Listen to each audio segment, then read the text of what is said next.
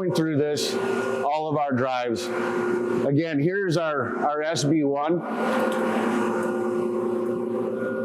This is our T-post to release this so we can let go of this red button.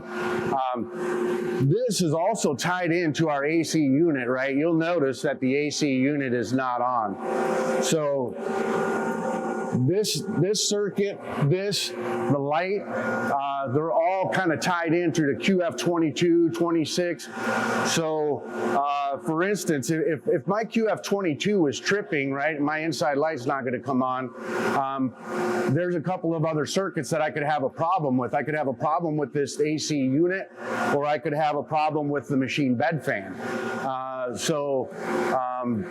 You know, I could troubleshoot that area.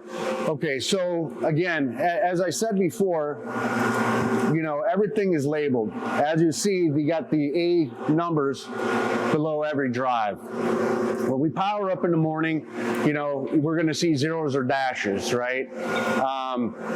So our AP80, right? The AP80,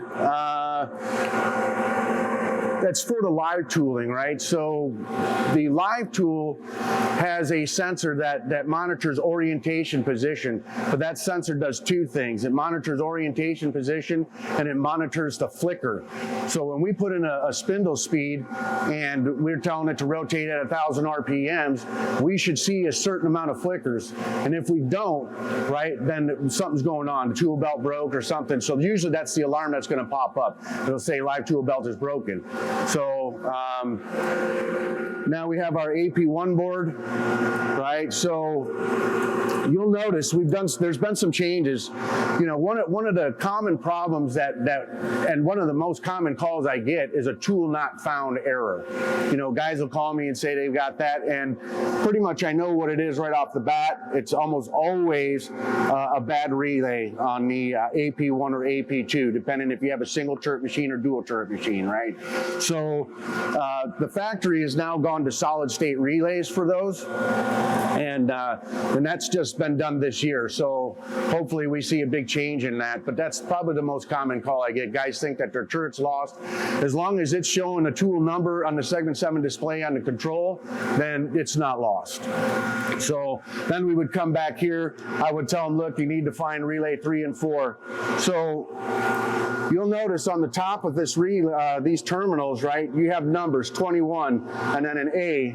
If you want to get in on that, you see these numbers on the very top? Okay, so the number is the primary voltage into the relay. The letter is a secondary voltage out. So you're going to find that you're going to see 50 wire that's going to be jumped down to most of these relays. So, and then some of them have an A and a C. Anybody know what that means? You have a normally open or a normally closed contact. On all of ours, we don't use any normally closed. It's all normally opens. So if I've got this problem, I'm going to come down here, find relay 3 for my clamping, wire 296 and 297, or 295 and 296. I would always change out both, the clamp and the unclamp. You know, that action is happening all the time, probably the most next to the collet open and close. So, you know, if one goes out, I'm just going to go ahead and change them both. All right, and then we've got IO. Now we get into our AP 18, 23, and 24. So another problem that we've had is we've had the sockets on some relays burn out due to the brakes. All of the brakes are coming in on one relay.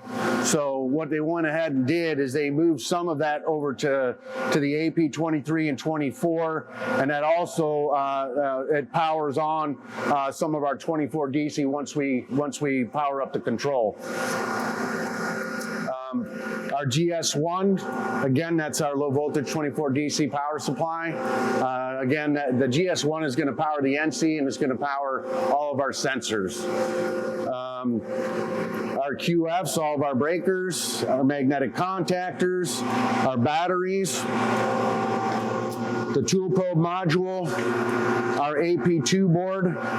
If you've got a dual turret, that's where you're going to find usually your gantry stuff, and you're going to find your lower turret stuff. And then we have all of our IOs, our XT modules. Then our terminal strip down on the bottom. So we also have some fusible links on here. Your turrets are fused, your clamp and unclamp are fused, as well as your inside light. That circuit is fused, 555 and 554. When we get into doing some integrations, right, or wiring up spare M codes, you know, we need to put 24 DC volts to different places, right? Or if we're adding in a door or doing any type of integrations, if we need to, you know, collect 24, we can from any of the number 9s here, and you'll notice there's a lot of open ones. 10 is neutral, 0 is neutral for the 24. Again, more drop-down fuses. We have our KA203, 204, and 206, which is all part of our drives and our power on circuit. The KA204 is a latching circuit, so when we hit the button the first time on the control, everything starts to boot, right? But with hydraulics, don't come up right away. We have to wait for the control to come up. Once the control comes up, you know, we press that, and then, you know, KA204 latches, and then our hydraulics come on. Pulls in KA201. We have our e-stop safety device. There used to be 2, KA400 and 401. Now, excuse me, the door is tied into the other AP board. More breakers. Again, our GS2 power supply, and then a internal transformer. Okay, this is just a cancellation device, you know, frequency. You know, they used to, back in the day, they used to have batteries on all the drives. Now most builders put a battery box on the machine. So typically these batteries we would want to change out, you know, once a year. Control batteries are every 5 years. They say 3 to 5. The Y-axis column is a one solid piece, right? We have our rails on there for the Y-axis, our metering valves. These are hydraulics that comes in. X-axis. The live tool motor, the spindle motors are the only motors that have fans on them, right? So if you're, I'll get guys that'll say, hey, I've got to change out, you know, the belt or drive or something like that, and they're like, which one's the spindle motor? So that's the way I always tell them, you know, it's the only motor in there with a fan on it. So they can't really, you know, customers mainly, dealers, you know, they pretty much know all of that stuff. So we have 4 bearings set up on the linears on these, and this machine here is the first one that I've seen that has a new style rail. So it has a prismatic rail on it now, which gives you multiple points of contact, 4 points of contact on it. That's something new. This is I saw that on this machine for the first time, so that's kind of interesting. Have any of you guys had to do any turret seal jobs or any of that sort of stuff on any of these machines? I know you guys have. Have you done it on the Y2? What machine did you do it on? No, what? Yeah, this is a Trofeo. It's at 465. That's quite the process, ain't it? Yeah. So if you got to do seals on this, right, on the older machines, you used to be able to not even have to take off the sheet metal, just the Y-axis sheet metal, you know, and then pull apart the turret and split the casting. Now you can't do that on this system here. So that means everything on this back end has to come off. This aluminum plate has to come off.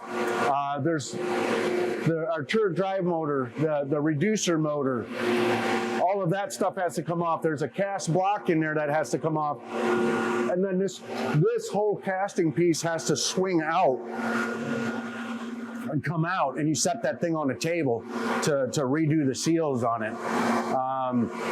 We have a machine bed fan here. This thing I see, and this one here, there's the same fan. You know, they probably go out, you know, more often than anything. And a lot of times they don't, you know, trip a breaker or blow a fuse. They just go out, and so nobody knows. There's no indication that it's out unless it starts tripping or blowing the fuse. Or my light. Usually my light not coming on is my trigger to know that I've got a problem here, or there.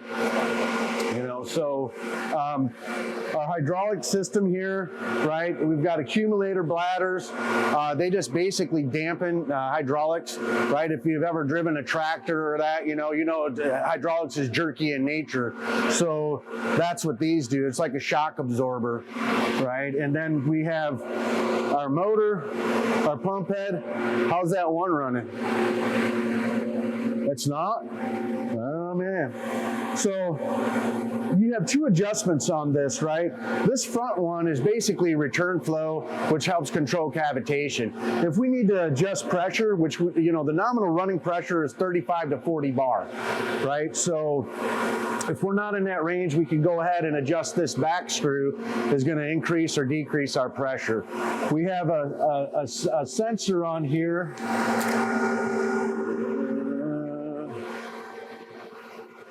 Right here, this is our pressure sensor. So if we get low hydraulic pressure, the threshold is 26 bar. If we drop below that, then this is gonna trigger us an alarm. This is just a filter. I don't think I've ever seen a hydraulic filter alarm other than your machine. That's ever, you know. So, and that's even, you guys changed the filter on that, haven't you? So you got something going on with this sensor here. You need to bypass it or get you another one. Have you put a new one on it? Have to order it. Okay, so you've got a hydraulic filter here. You've also got one inside the tank. If a customer is running 3 shifts, you know, and if they're running 7 days a week, I would recommend that they change the hydraulics twice a year and the filter. If it's 1 shift, you know, once a year is fine, you know. So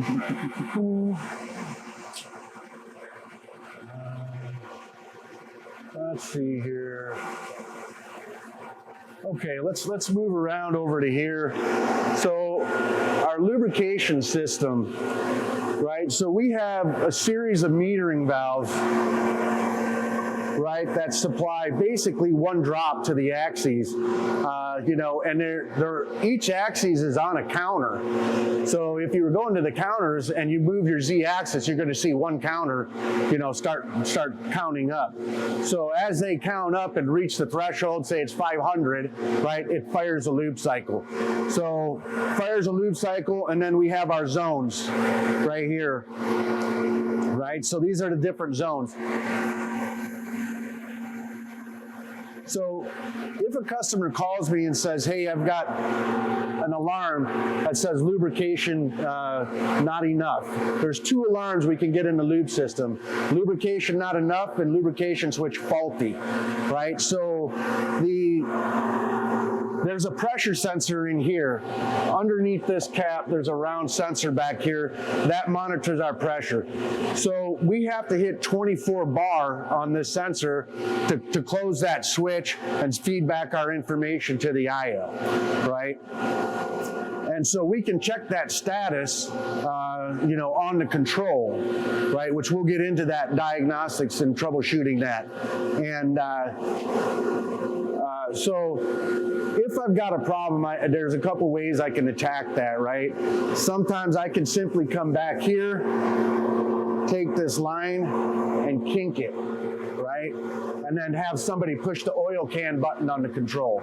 So there's an oil can button on the control. If you push that button, it tells the machine to run an auto lube cycle.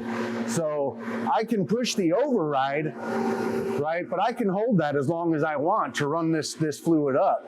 So I'm never going to know if I'm actually seeing the right pressure during the cycle. So I can do that to see if it does go up to the 24 bar. If it does go up to the 24 bar, then I know that I've got a leak somewhere. Now it could be a lube line, a main lube line, it could be a metering valve stuck open, it could be any one of those. So how do I know where I need to go, right? So again, if I'm not getting the 24 bar, I can kink these lines or I can cap it, right? Whichever. Now I can find out what zone I've got to go to, right? And then once I get to that zone, I can first off check my lube lines, make sure I don't have one that's ripped open or something, or a fitting that's loose. Then I can start popping these off, right? And they're just quick push connect fittings you can push up on and pop it off. And then I can run the lube cycle, you know, and see, I can check each one down the line, right? So it makes it pretty easy to diagnose the lube cycle. If we've got a low lube level alarm, right, there's a float switch in here that basically right here. So if we get below a level right here, we should get an alarm. Also, if we get below that while we're running, it's going to put us into an op stop thing, right? So I've had customers call me and say, I go into op stop, but I've got no alarm, because it's probably right on the threshold. So it'll run a cycle and then, you know, it faults out, you know, and goes into op stop after it finishes a tool. And yet then the alarm goes away. So it won't be until it gets down past it that it'll hold that alarm. So our pneumatics, we've got a pressure sensor here because we want to make sure that the spindles have pressure. So if you don't have air on there or something's wrong with this pressure switch, when we command the spindle to turn on, it's going to throw an error that there's no air on spindle flange. We typically like to see it around 100 PSI. So you have your ejector forward. On these, they only have a forward motion. You don't have a reverse. On the BMX or Rapidos, you do have a forward and a reverse on it. So your ejector, you have an air blast, and then you have your paddles for your collet on your gantry arm, right? Those are, and your spindle flanges. That's all that you have for pneumatics on these. So, yeah, we'll get into that over there. So you also have your pneumatic bank right here, right? So those are our air solenoids. So your ejector, well, first off, you have your spindle flange. You'll notice there's 2 thumb screws there. That's for adjusting the pressure. We want about 6 to 10 PSI of flow on those spindle flanges. Not like you're going to measure it, but you know, you can hear it kind of. So also you have your ejector. Now you can't see it here, but there is on this very top right here, there is a flathead screw to adjust how fast your ejector goes forward, right? So we can control that flow on how fast we kick that part out. That's another common one I get. Guys will be like, hey, man, this thing's sailing or it's not coming out. You know, what can I do? You know, so it's usually a pretty simple fix on that. And it's pretty reliable. Before they used to use a little small valve that would, you know, would just wear out over time. And now this one that they have in line on it, I haven't had to change one since they've gone to that new design on it. The heat exchanger fan, basically our hydraulics run up through that. So it helps cool down the hydraulics. On the BMX and the Rapido, you'll notice they have a chiller unit on them, right? Because it's integral spindles. So we want to cool that stuff, but that also has a radiator in the hydraulic tank. So that chiller unit also feeds that hydraulic, so we don't need the fans. So, and we've gone to a new system on that.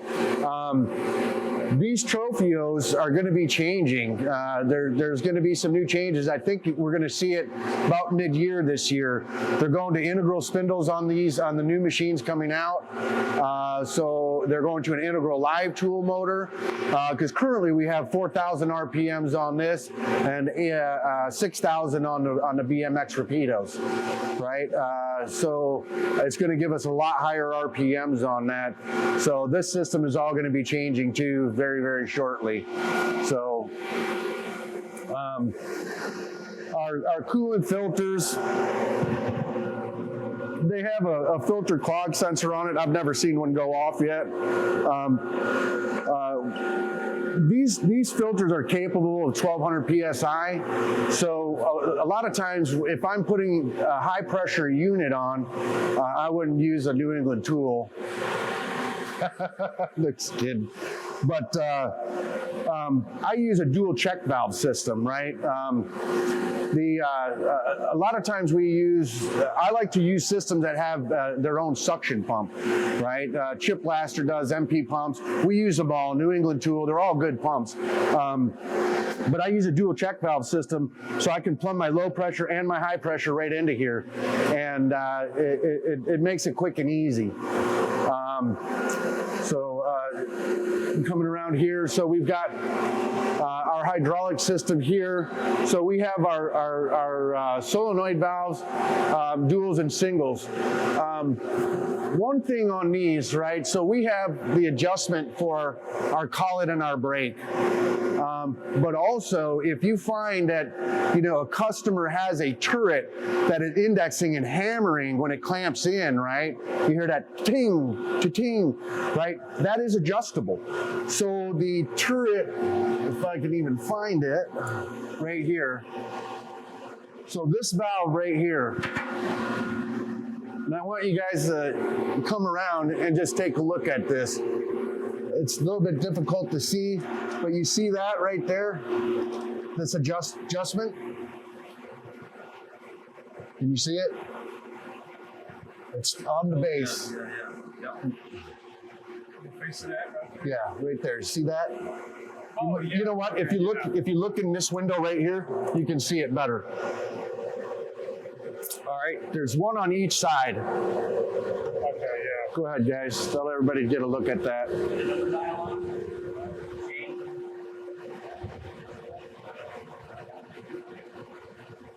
You see that screw? Yeah, right there.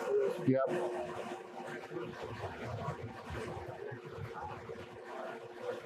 Can you see that? The silver piece?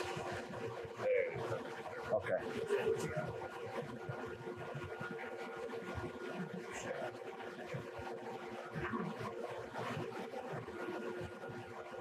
See that, baby? That silver piece right there. So there's one on each side. It's a jam nut on there, so we can control the speed of clamp and unclamp. That's what it's for.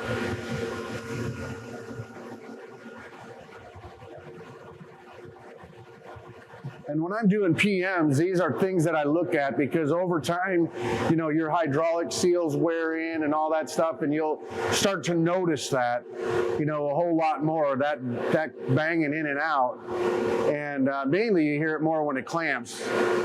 So when I'm doing a PM, that's something that I'll go ahead and adjust, right? See it? Yeah, it's on the back. Yeah, there's one on each side. Everybody get a look at it. What's that? Do a couple flats adjustment on it. And yeah. Run and then next time around. Yeah, you'll index the turret, right? You'll loosen up the jam nuts. You can go ahead and back them out, and you have to change one or the other. And I couldn't tell you which one does what. I have the same thing. You just got to get in there and do it. That'll smoothen out the clamping, right? Now, if we've got turret shifting, right, that's a different thing, right? Sometimes that's due to weight. you know, we always tell the customer, try to weight your turret best you can. You know, we get it, you know, sometimes you can't, you know, and then you know, when it comes to speed too, right? They want to set up tools a certain way, which is fine. But then I would probably maybe look at slowing down the turret a little bit. Yeah, we can use parameter 1620 and 1621, which is your curve, right? Your XL and your decel. And we'll go over that, you know, once we get out here, because we're gonna do a turret recovery on this machine. We're gonna do axis recoveries. We're gonna do live tool orientations. You know, we're gonna get our hands on all this stuff.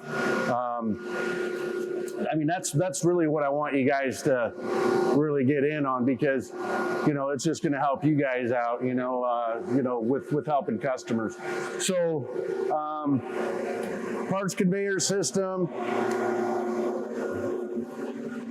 pretty simple there.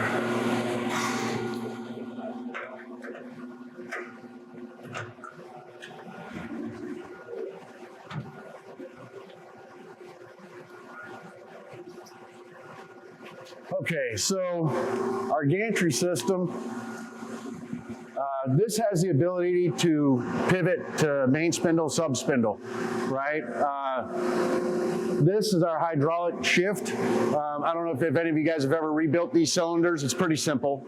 It's got a rack gear in it, which you do have to do quite a bit of disassembly. You know, this is going to have to come off. This part has to split. This comes off the top, and then you pull the rack out, and then you go ahead and get your pistons pulled out off the ends, and then, you know, put new seals on it and put it back together. So it's a little bit involved, but it's probably, that service you're looking at, I don't know, probably 2 hours. You can probably pull that apart. We have sensors here. In fact, let me open that up.